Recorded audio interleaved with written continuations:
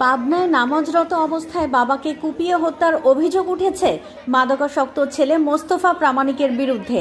নিহত নিজাম প্রামাণিক সদর উপজেলার পুরাতন ভাদুরডাঙ্গি গ্রামের বাসিন্দা। রোববার রাত ৮টার দিকে এ ঘটনা ঘটে।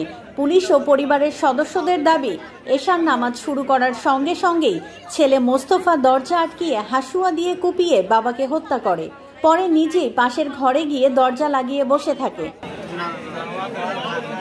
খবর পেয়ে পুলিশ মরদেহ উদ্ধার ও অভিযুক্তকে আটক করে। তাকে ধরতে গিয়ে ৩ জন এসআই আহত হন।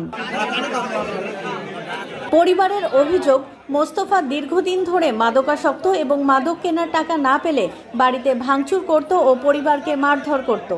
এ ঘটনায় নিহতের আরেক ছেলে বলেন, ও বাবাকে মেরে ফেলেছে, এর আগেও আমাকে হত্যার চেষ্টা করেছে, তার কঠোর শাস্তি চাই। পাবনা সদর থানার ওসি জানান, মরদেহ উদ্ধার ও অভিযুক্ত আটক করা হয়েছে। বিস্তারিত তদন্ত চলছে।